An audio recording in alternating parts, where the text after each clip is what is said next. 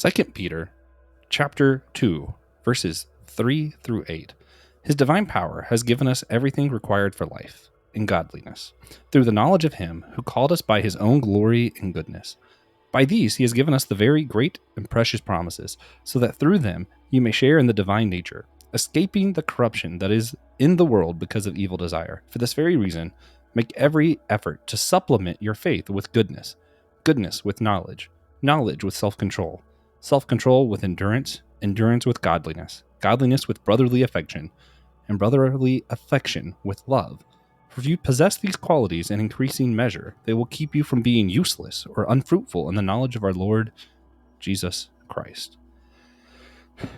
In this section of scripture, Peter is listing qualities that'll help make knowledge more useful or fruitful.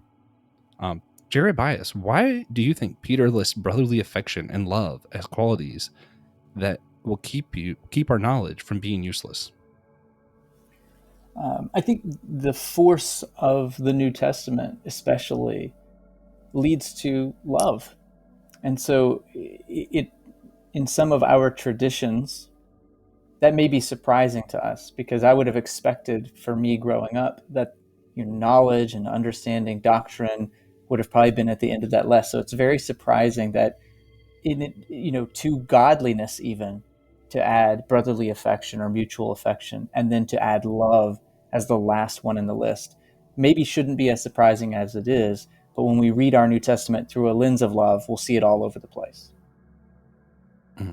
Good stuff. Good stuff.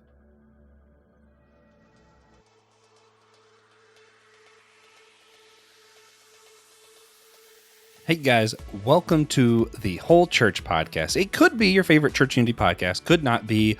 I guess it's more likely than usual that it's not your favorite because TJ's in here. But we did bring possibly your favorite guest, the one and only Jared Byas is here with me, the author of Love Matters More and co-host of the Bible with Normal People podcast. Jared, welcome to the show, man. Thanks so much for having me. Yeah, I am so excited to talk through this. Jared is a biblical scholar, a great podcaster. One of my favorite podcasts, actually, is you and Pete Ann's doing the Bible for Normal People. I love that show. And I'm excited today to talk about your book, Love Matters More. It's actually going to kind of feed into a series we're about to do, talking about some of the more controversial topics within Christianity and how we can still find unity despite disagreeing on some of these. And yeah, I think the key to all of that is love. And I'm excited to just do. This is our first episode of the year, and I'm excited it's just going to be an episode about love, something that I think is probably the fundamental thing of Christianity, as we're going to talk about today. So it's going to be a great episode, so stick in there with us. Since TJ's not here, I will go ahead and try to do his parts. Just show me grace, listeners, because I don't know how to do this stuff. But if you don't mind checking out the Anazal Ministries podcast, the AMP Network site, we have a lot of great other shows out there that kind of show the Bible from different perspectives. And of course, you got some other stuff, just, Christian content that's fun. Check it out. Also, if you go to our store, you can get some merch. We have some super comfy t-shirts over there that just have like the whole church logo on it. And, verses about unity and caring for one another, which I think it's always good to just kind of basically support one another. And with that, of course, comes my favorite form of unity. It's a great spiritual practice that we do here on the show of silliness, where, we've discovered it's impossible to be in disagreement when you're being as silly as I like to be. So we start with a silly question. Today's an interesting one. And I'm going to answer first, give you time to think about it. Where would you least expect to find a werewolf? Which is man, it is actually a challenging one for me because immediately I want to say like a cathedral or something, but I feel like every monster movie starts there for some reason. So I guess maybe that's a bad answer.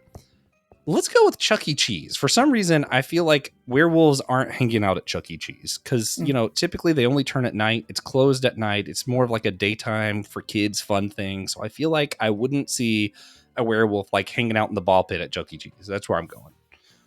Jared, where do you think you're least likely to see a werewolf? Well, I mean, I think my main primary source of knowledge of werewolves probably comes from the movie Teen Wolf that I've seen many a time. Great movie. But I have kind of an on the nose. I had a couple just in case I didn't know which way I wanted to go. But I think the obvious one for me is like a a silver bullet factory. I would least expect to find a werewolf there. Yeah, that would not be Sort of like smart of being them. around the kryptonite too much. But the other one I thought too was, this was the Teen Wolf thought I had, was probably the razor aisle at Target. That would be the Ooh, other one, because it just ooh, grows back. There's no reason to do it. yeah, So that's you fair. just got to own it. You got to own the hairiness if you're a werewolf. So there's no reason to be in the razor aisle. True, true. I great answers. I actually, what's weird is it makes me think of was it the One Night Werewolf special that Marvel did on Disney Plus or something like that? And the whole thing was basically there's like a hunters group, so it was like the place you would least expect to see a werewolf, and of course there was a werewolf. So maybe they're exactly where you least expect them, That's which makes true. this question kind of hard. Yeah. Yeah. So yeah, let us know what you think, listeners. I just want to see people's answer to this. I think it's a But as TJ would like to always tell me, that we have to get on to the regular episode, and I can't just be silly the whole time. So I guess we'll move on. One thing, Jared, we found that really helps establish unity in the church is to hear each other's story. So I was curious, would you mind sharing with us some of your faith journey and just how you got where you are today? Yeah, sure. I grew up in a small town in Texas, in Amarillo, Texas, and grew up in a church where my grandmother was a charismatic, traveling minister. So I grew up in a charismatic tradition, but also then a Southern Baptist tradition on my dad's side. And so kind of equal parts charismatic and Southern Baptist in my faith journey. We went to local churches. And then by the time I was in middle school, we had settled down into, I'd say elementary school. I went to kind of a mega church, charismatic mega church, and then into Hmm. a lot of church plants. So it actually, we kind of left the mega church and went to a lot of church plants. And so, the drill of putting chairs out and taking them away, and every Yeah. Sunday in the school, auditorium.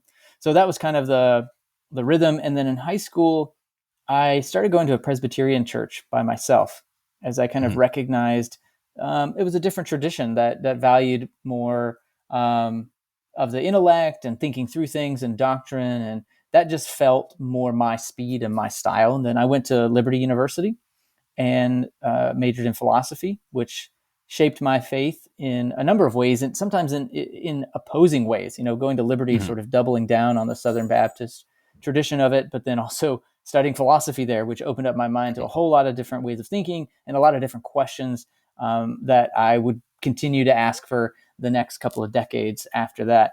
And then went to seminary at Westminster Seminary, which is a more buttoned down Presbyterian leaning Mhm. seminary, and so that also shaped my faith in a number of ways. Primarily, it's constantly been to go back to my childhood, kind of this integration and figuring out how to integrate the feelings and the emotions of what it means to be a human, and in the intellect and the thinking parts of our faith, and sort of how do these things go together or don't go together when we talk about our Christian faith. Mhm. Yeah. So I guess what's interesting is you go from this more intellectual side and kind of like drawn more to it, I guess you would say, Mm-hmm. maybe more naturally. Yeah. Um, but from what I know of what you do now, especially, working with Pete Enns and then this book is a lot less tight fist and a lot more open hand kind of faith. What bridge the gap there for me? Where you leave Westminster, you're focusing on the intellect. How do you get to where you are now with that? Yeah, I think it's a great question. I think it's doing some introspection and reflection and recognizing what was drawing me to those things. And for me, this isn't for everybody, but for me, the conclusion was I had a deep need to feel in control. It was a sense of fear and needing to be in control. And so what helps you feel more in control than if you can put your arms around God, the ineffable, infinite? If we can understand and come to answers and conclusions about God, then I would feel safe and I would feel secure and I wouldn't need to control everything. This is all, of course, in retrospect. I didn't think of any of that when I was younger. But so it's kind of that revelation helped me in a lot of ways. And then recognizing or seeing maybe the impact I was having. I'll just speak for me. Definitely, I saw it in the church and I saw it in others. But for me, I wasn't always a kind and gracious person. I could be a very mean person, because it didn't matter if I was kind. It didn't matter how I treated people as long as I got them to understand the facts about God. And in my tradition, there was a couple of ways to think about that. On the kind of more Southern Baptist side, the point was to get people saved, right? So it was to learn about the facts so that you could ask Jesus into your heart. And that's kind of what faith is all about. That's all that matters. And then on the other side, the more intellectual side, it was sort of, getting things right about God was kind of the perfect expression of faith. The more you knew, the more you could talk theology, and have your systematics all together about who God is and how God operates in the world. That meant you were a better Christian. Yeah. Yeah. So tell me about your faith community now then. So you told us about kind of like where you came from. Where do you connect now? Because I think for a lot of people, who've either, deconstructed or left some of these more intellectually based denominations, which, this whole church podcast, we're not saying you have to leave your intellectually based things. I know a lot of people grew up very emotional and needed to kind of see that side of things and help them grow and challenge them in a different way. So, we're not saying that it's a bad thing, but I'm just curious. A lot of people have a hard time when they left one tradition figuring out where to plug in. Where do you plug in now? Yeah, so I've been a member for several years now of a Mennonite congregation, and so That is what? certainly interesting. All right, I don't know why I just didn't expect that one. Okay, that's cool. Didn't expect it. Yeah, that's a good one. Yeah, and so it's what I appreciate about it is a tradition broadly, at least in America, that has missed out on the culture wars of the 70s and 80s and 90s of more conservative Christian traditions that kind of got sucked into that. And so to say you're a conservative Christian comes with a lot of baggage in the US because of kind of the filter that it got put through. And even Anabaptist or Mennonite congregations in America that would be, quote, conservative, they don't have that same edge to them because they didn't go through the same culture wars. They were sort of separate in that way. So I appreciate that.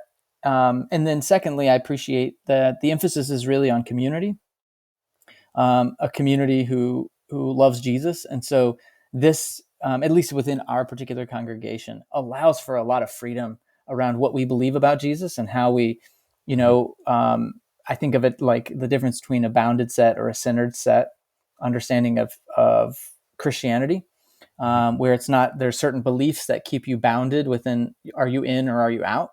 But rather there's a center, which is Jesus. And you are at different times in your life, closer or further away. Sometimes you're walking towards, sometimes you're walking away, but it's a more dynamic relationship where Jesus is always at the center, but we are free to all be at different places within the conversation, for where, at different times in our lives and within the community itself, for where we find ourselves in relationship to Jesus.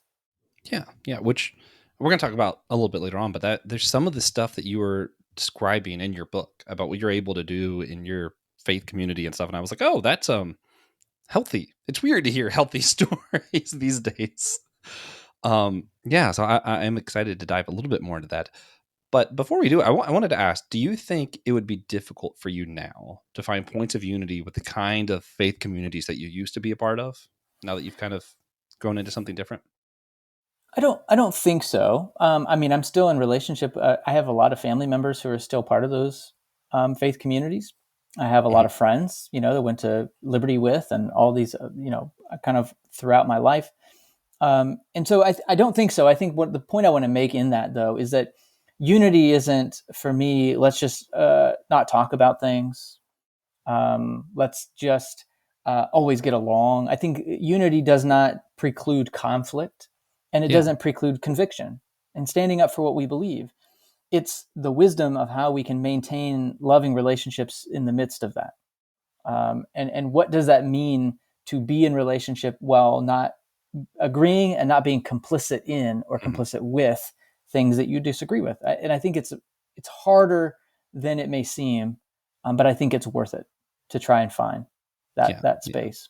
We often have a good laugh at how this podcast was started, where I had left some more difficult times in the church and still felt a need to do ministry. I was like, let's just do something easy. And I'm like, unity. That's something, who's going to fight us on unity? And the more like, this is not an easy topic here. 4 years later, I'm like, I was just wrong. Mm-hmm. But Mm-hmm. yeah, we have a good laugh at my old thoughts. But no, it's definitely challenging. And I'm glad to hear you still are able to have some of those connections. I know some people, it's harder because of depending on why you left, right? So if you left For for sure. like conviction reason, that kind of stuff, I feel like it's easier to do. But some people who leave for like church hurt or that kind of thing, it's like, well, yeah, of course it's going to be harder to touch back on that. And I don't, Oh, for sure. yeah, this isn't an episode about church hurt. It's just one of those where I recognize it's not always the case where you're able to have that. So I think it's great when you can have that. um, yeah, yeah, awesome. So we will probably get more into that as we discuss the book. I do want to move forward so we can get to the book. So your book is Love Matters More: How Fighting to Be Right Keeps Us from Loving Like Jesus. Um, I just want to say, I got to throw out there. So first of all, this is not a book of, hey, truth doesn't matter. Let's choose love. Here's some examples, because at title, I could see where someone might think that this is not a, so I know some people could call it like squish theology. That's not what's happening here at all. Mm-hmm. What I like the most is I feel like you start the book kind of deconstructing what is truth. You're kind of deconstructing that word and then reconstructing it the rest of the book. And you do still have some really great stories at the end of a group of Muslims that kind of choose love and someone choosing love with LGBTQ community and their daughter kind of going through stuff. And I was like, okay, this is you built to the stories. It wasn't here's the stories, you should be able to get what you want out of it. It was kind of let's build to it, and then these stories have more meaning with that. You kind of supplemented truth, I guess, with brotherly affection. But yeah, so what was your original inspiration for this? Like, what made you think this book needs to happen? A couple of things. I think the one personal was um, I wanted to write a book about truth. I wanted to write a book about truth, and the further I got into it, and the further again, in my life, I've been a philosophy professor, been a pastor, and so when I started thinking about wanting to write about truth, the more I dug into the Bible and these concepts, at some point, I had a kind of lightning bolt moment that said, "Oh, a book about truth within the Christian tradition is a book about love." So it turned Mhm. out like, oh, I thought I was writing one thing, but it led me to the what could be seen in some traditions or some ways of talking about it as kind of quote the opposite. And so that's what I was really interested in is why would I even think these are opposite things, truth and love? And so that relationship is really what was behind it. But I think more personally, in my story, there's more to it than that. I was always promoted as a leader in my churches growing up. I was Mhm. often the leader, and it was because I was smart. It's because I could memorize a bunch of Bible verses. I could memorize theology. It's because I understood difficult concepts.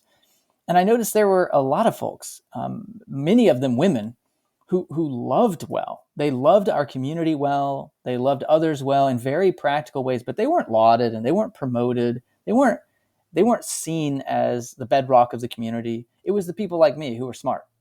And that led me back to the Bible to see what it had to say about this relationship. Mhm. And something just didn't start sitting right with me. Again, kind of what I said earlier, as I started to reflect on, I'm not always like a kind person. I like being right. There's something in me that really likes being right. And that seems super important to me. And so as I started to question that, these ideas or these stories from when I was younger and just noticing how churches function and operate sometimes, that really inspired me to want to give voice to those, Mhm. again, primarily women in my life who've loved well and weren't recognized for it. In fact, they were told like, yeah, that's good, but kind of your emotions sometimes gets in the way of you being a good Christian, which means gets in the way of you standing up for truth and telling other people when they're wrong. And I just wanted them to have a perspective that validated the experiences that they had as loving Mhm. others well and how central that is to our Bible. Man, Yeah, there's a lot to unpack there. What's interesting is I so just full transparency. Like I read bits and parts, and sometimes you interview a lot of people about their books, and you just don't get through all of the books. But yesterday, I sat down. I love audiobooks. It's like my thing. I was like, I saw how long it was on audiobook, and I was like, I can get through this in a day. So I'm listening through, and how you, after kind of deconstructing truth, you're looking at what is truth and how everybody has different experiences. So how do we actually know what it is? Going through like scientific method, all these other things. You give us three different categories of what truth is. And I think that was something I found really helpful, because a lot of times when I discuss, there are truths in Buddhism, there are truths in this, I get a lot of pushback from other Christians of, well, no, only Jesus is the truth. And then kind of seeing how you categorize this, realizing, okay, maybe the word truth is too broad, and we need these different categories to really speak of this well, because life is suffering is something the Bible kind of says, which is the fundamental thing of Buddhism. So it's like, I can't say that's not truth, because that's factually incorrect if we're saying the Bible is correct. Like, that doesn't mesh. So you broke down these different categories, and it really helps me with my own story, because you were talking about women. Whenever I was in middle school, I was kind of pushing against the faith and wasn't really sure. When you're trying to make it your own, a lot of times you push back first. Mm-hmm. And I remember seeing there was a woman dean at our camp talking to somebody else who done something bad at camp. It was, I won't get into the details, but it was one of those, I was watching, kind of spying, because I was like, I just wanted to see someone to get what's coming to them, get kicked out of camp. This is going to be great. And instead I saw embrace and love and forgiveness, and that changed my world. Mm-hmm. And I didn't, it's not like I was a Christian and saved from that moment on. I had other moments, but that moment will always stick out to me. And it's one where I'm realizing, oh yeah, it was a different kind of truth. I saw truth in that moment. No one taught me a lesson, and I learned it. Could you kind of give us real quick what were those three categories of truth, so that people can kind of know what we're talking about? Yeah, the three were fact, meaning, and wisdom, if we want to break it down that way, right? And in the book, I call them fact truths and meaning truths and wisdom truths, to highlight that they're all aspects of what we mean usually when we use the word "that's true." And that happens in terms of unity. Sometimes we're not uh, we're not hearing each other. We're not hearing the nuances. So you're saying the word true, but you don't necessarily mean it the same way I mean it. And then we think we're disagreeing when really we're just saying different things. And so that it helps me to get clear on what we're talking about. So yeah, fact truths, which is what's true if I kind of have this quip of, that's what's true if everyone were dead. Right? Mm-hmm. It's just kind of the brute facts. The reality is, if there were no people, this is just what would be there. Yeah. And then meaning truth is as it is filtered through our perspectives, right? And what something means to me, or meaning is in the relationship. It's what it means between us. And then wisdom is how we package all that into a life well lived. It is headed toward actionable impact in our life. Mm-hmm. So when the Bible says Jesus is truth, what kind of truth are we talking about? Yeah, and I think it's, in my understanding of truth, it one I don't know if I even say this in the book, but one way of thinking about that is that he's not saying three different things, but he's saying the same thing three different ways. I am the way, I am the truth, and I am the life. Meaning all of those are the same thing. Mm-hmm. The path, the life, the truth, those are the same. And so we get this in the I was going to use the word Yohanin, but I won't. In John 1, 2, first, second, third John, we get this language quite a bit of walking in the truth. And so there's this imagery of the way being the truth. And in order to get to the truth, you have to walk in the way. And so there is this, not this disconnect of truth is out there, disconnected from a way of life, but that the way of life is the truth. And that's summarized by Jesus as saying, I am the way, the truth, and the life. No one comes to the Father except through me. What does through me mean? It means through the way. It means through the truth. It means through this life. And so that is a broader understanding. Then again, interestingly enough, we often hear, I am the way, the truth, and the life. No one comes to the Father but by me. And we somehow get out of that what it's saying is you have to say a prayer that invites Jesus into your heart, and then you're saved forever. And it's like, That needs some unpacking. I'm not saying that's true or not true, but that's not completely obvious to me that that's what he's saying either. Yeah. Yeah. And it's interesting. I think that formula kind of comes from, is it Romans or Corinthians where it says, I told you I was bad at references, where it's the, if you confess with your mouth and believe in your heart. So they say that is in the Bible. So they kind of use that to say, this is saying the sinner's prayer. The sinner's prayer is scripture canon, basically. That's sort of where that comes from, right? Yeah. Yep. And that's Romans, Yeah. which is Okay. not surprising if I you've thought heard it of was the Romans. It's like Romans the Romans road. road. Yeah. Yeah. Uh-huh. Yeah. Yeah. And it's very, again, yeah, we're going to get into that. That gets into Bible interpretation, but yes, that's where it comes from. Yeah, which is where opinion is different from fact, right? Right, and all our interpretations are really opinion, and we got to learn humility. That's the real trick there. I mean, Yeah. I don't talk about that much in the book, but man, to be able to distinguish opinion and fact, and yep, it's tricky for sure. Is there a? Do you have like a three keys to like, or is it a more nuanced thing than a It's structured thing? well, and this you go back to kind of talking about the beginning of the book. The beginning of the book is really to help us understand that truth is a very complicated concept that we have oversimplified. So we kind of have Yeah. this kind of, I think, unreflective assumption that truth is objective and it's out there and you just have to perceive it. And it just is way more complicated than that. I mean, thinking about the facts, and you see me in quote, I don't mean alternative facts. I Yeah. just mean how we think about facts.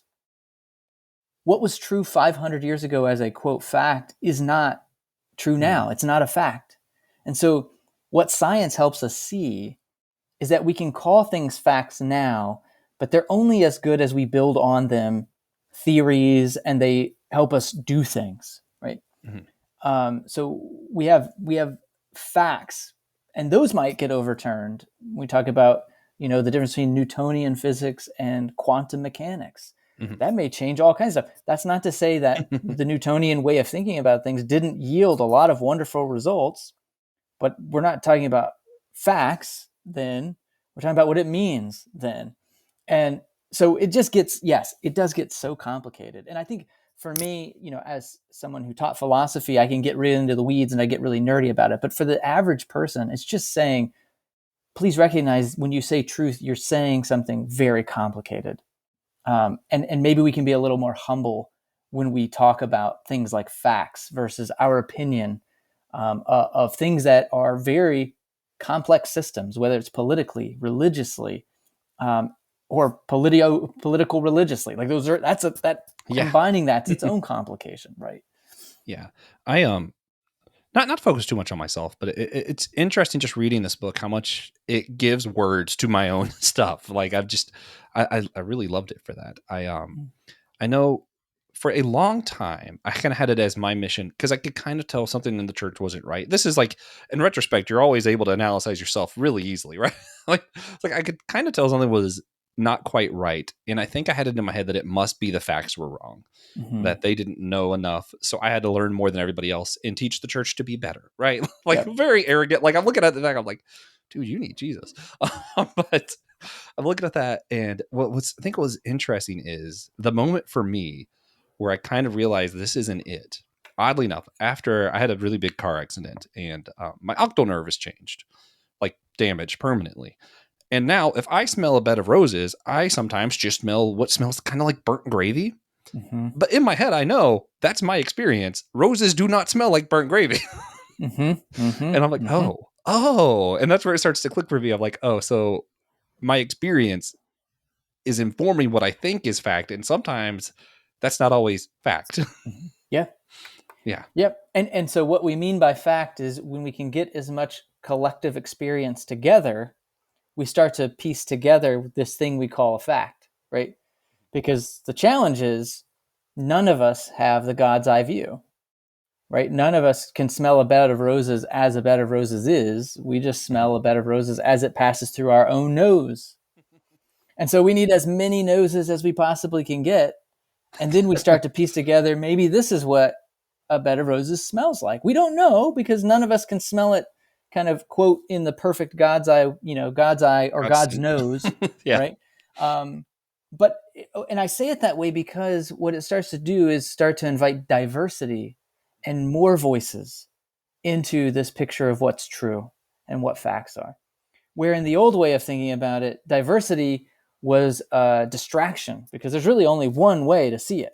And anybody else who disagrees with you is just wrong. But there is a sense in which, why don't we bring all these experiences together and see and test what's good? And that begins to inform how we think about God and our role in the world.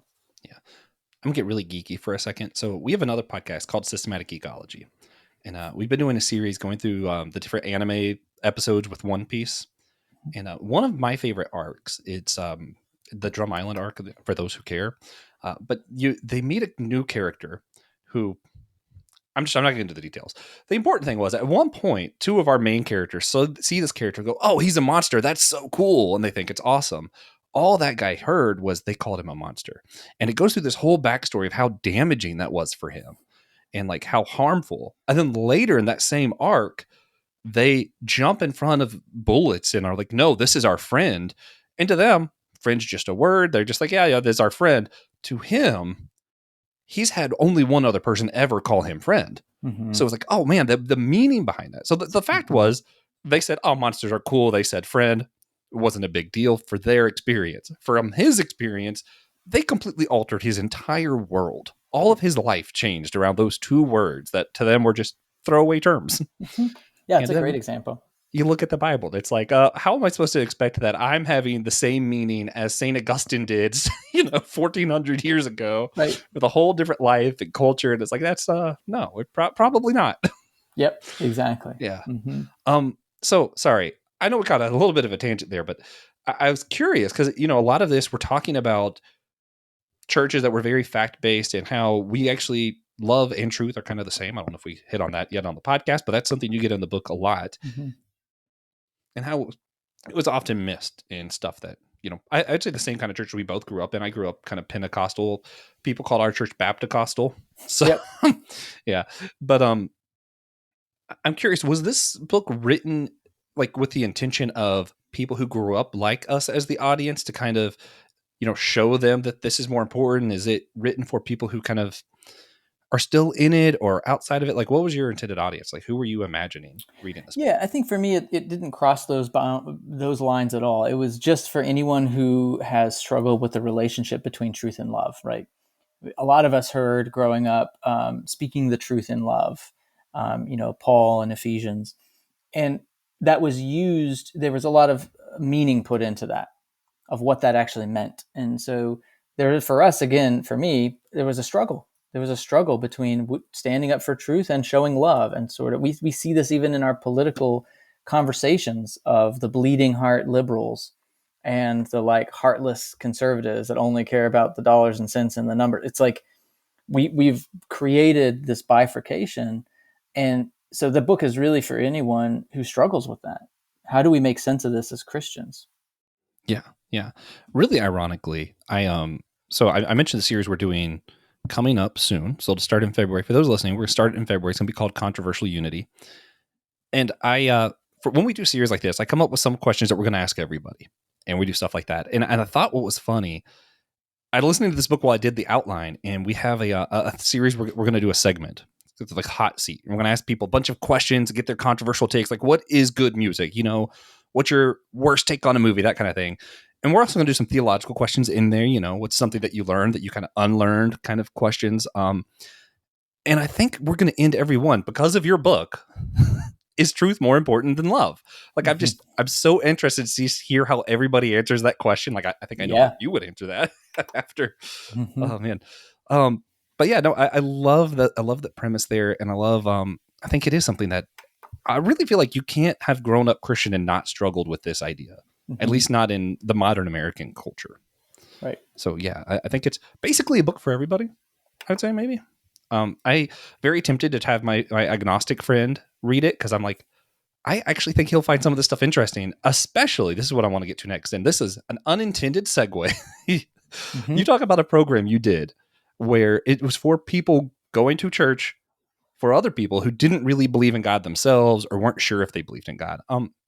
why would you make this program? Like, to me, I'm reading it, I'm like, that's super cool. Then I was like, but wait, why would people go to church in the first place? And I feel like that's a lot of pressure to go to this whole program when you're like, I don't even believe in this thing.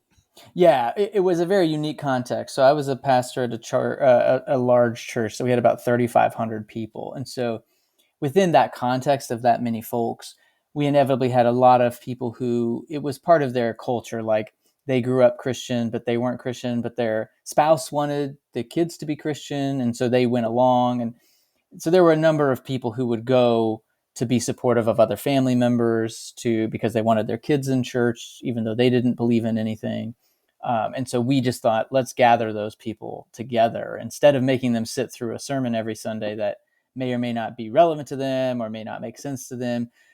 It wasn't year long, but every spring we would do like an 8-week class called For Skeptics Only, where the goal for me when I led it was just to let people in a church setting ask their deepest questions and realize they were not going to be struck down, by lightning.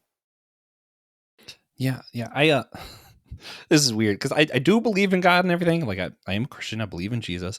But I was reading the concept and I'm like, I kind of wish more churches had this, because even though the problem I have is I miss some like old Southern Baptist potluck, right? And I miss like Mm-hmm. my community at the church I grew up with and different stuff. There's just some stuff they teach that I'm like, I love you guys, but I disagree enough. Yeah. Not that I'm like, oh, you're all sinners are going to go to hell or anything like that. It's just kind of like, I'm not comfortable sitting here listening to this because I'm like, Yeah. that's not how I think the Bible should be handled. I'm Yes. open to being wrong, but it's just one of those where this is challenging. And I would love it if there was just a class of, hey, I could still have the same community and then just sit in here and ask questions to somebody else. Yep. Yeah, that is fascinating. How big was the turnout for that? I'm just out of curiosity. Oh, I usually had probably between 12 and 20. Hmm.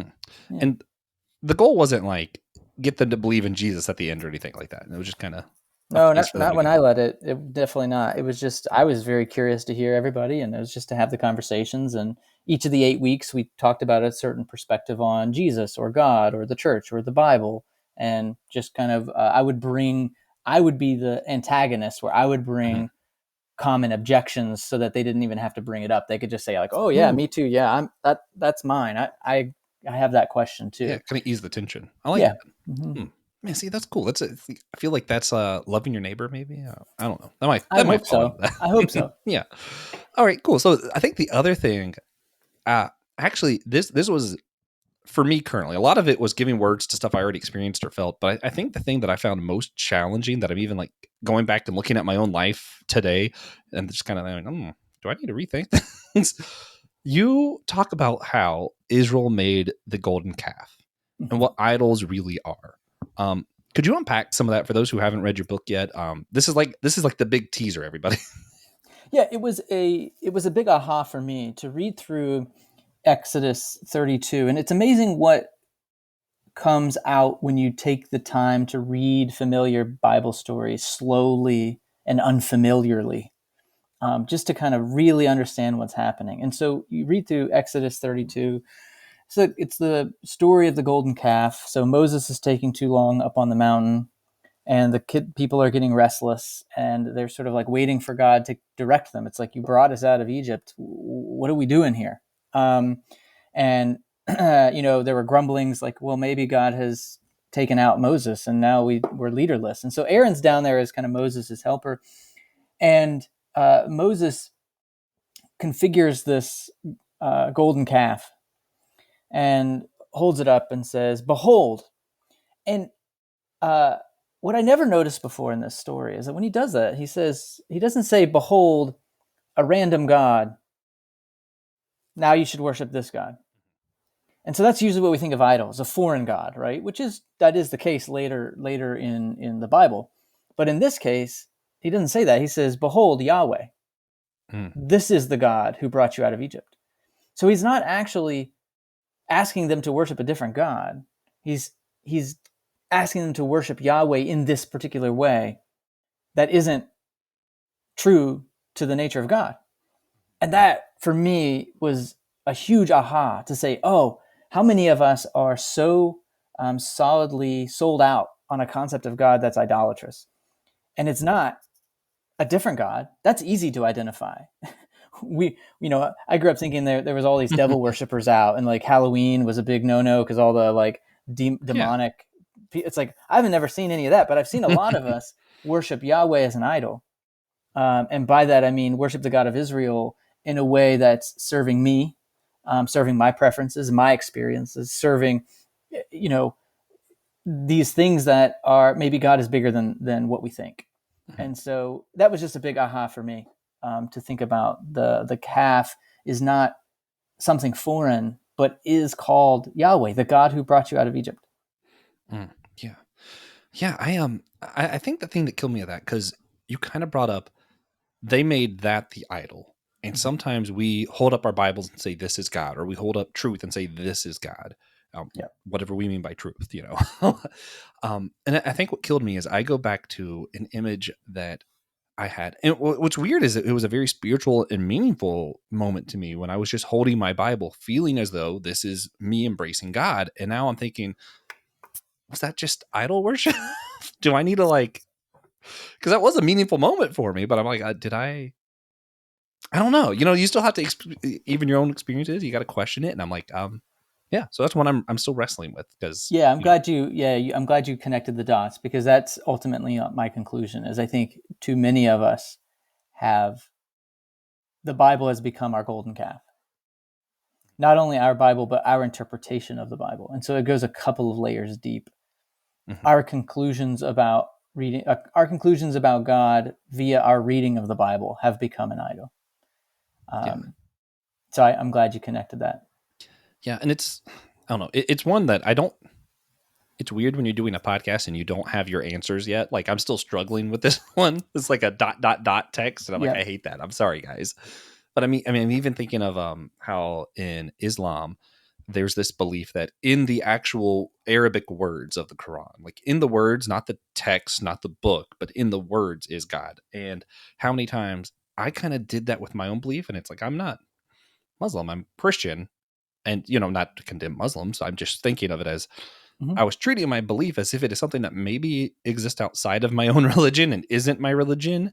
And in your book, you even kind of point out the word of God isn't talking about the Bible. It's talking about Jesus when it says the word of God. And I'm like, ooh, yeah, that's some challenging stuff. Yeah. So I did want to, as we're wrapping up, I'm going to make them, you have to go to the book. There's a fantastic story of Muslims being good Samaritans in your book and what it means to choose love over truth. A great example was the mother, with her LGBTQ plus daughter, kind of learning, maybe not to agree. I'm not sure if she ever got to the agree point, but was the supporting point was the part that I was like, okay, that's meaningful. And even stepping in for parents who wouldn't go to their kids' weddings. And I'm just like, oh, wow, okay, this is big. And just, prioritizing love over being right and over all of these other things. What would you say at the end? To those who are like, oh, this is just someone who's trying to do away with theology, and because I feel like there's always going to be that person who's like, oh, you just couldn't come up with truth, so you're trying to replace it.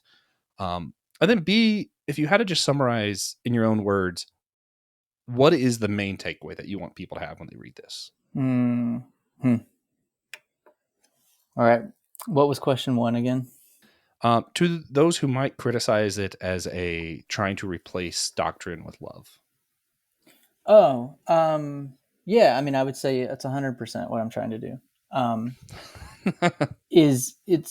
again, it's not. I appreciate how you started the entire podcast. This is not love matters exclusively. Yeah. It is love matters more. And so my main point, and this is not my main takeaway, but kind of the main argument here, if there's an argument, it's that love and truth have a relationship. And it's not that that truth matters more. It's that love matters more. There is a means to an end, and which one is the means and which one is the end.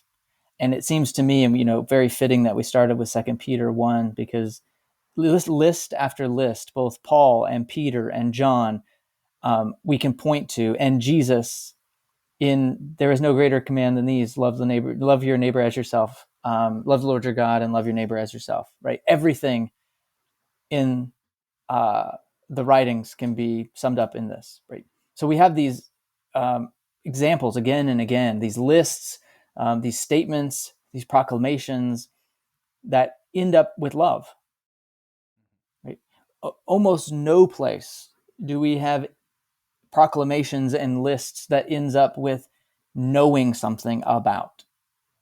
Right? If anything, we have warnings. Knowledge puffs up. We have some warnings against that. Now, that's not to say that the Bible doesn't think knowing, right, is important, like we talked about earlier with Romans. And so I think when people try to make it a binary, a black or white, that's what I'm trying to resist. It's not black or white. It's not a binary. It's not either or. We don't have to choose. What I would encourage is that we gain knowledge so that we can love better. And some people will dismiss the so that and say, yeah, it's important that we know. And they forget what I think is the more important step, that we know so that. Without the so that, we get it wrong. Okay. Like, we get it wrong. And so for me, the main takeaway is that we allow love to guide us into the truth. Yeah.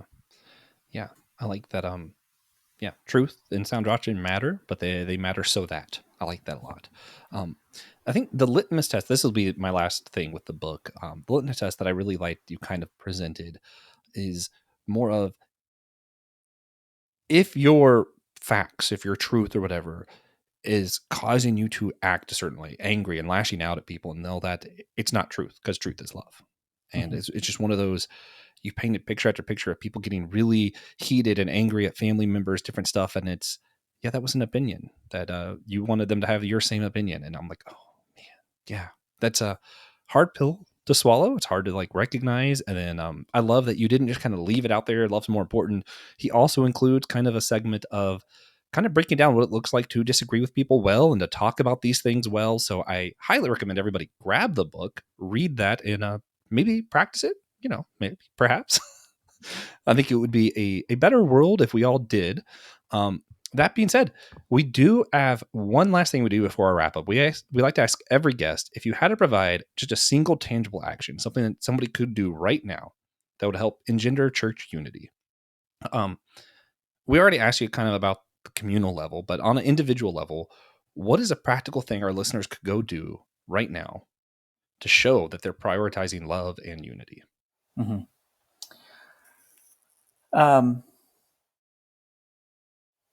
I would maybe say it in two parts. I think part one is listen with insatiable curiosity. I think listen with genuine curiosity to people's experiences, their opinions, what they have to say. And then two, I think believe people's experiences. Not necessarily believe them as fact, Yeah. but believe them as their experiences. Yeah. And I Believe think that I smell roses as burnt gravy. You don't have to believe correct. that they do smell that way. Correct. Exactly. That's a great example. Yeah. Mm-hmm. That when someone tells you their experience, take it seriously. Mm-hmm. And not, well, here I have a list of the facts over here, and when I compare it to your experiences, it's they don't match, and therefore your experience is invalid. Mm-hmm. Right. So I think listening with curiosity and then believing people's experiences. And if we all did that, like if we all just kind of fundamentally changed how we listen and behave in that way, what do you think we would see change? My hope would be that we would find a space between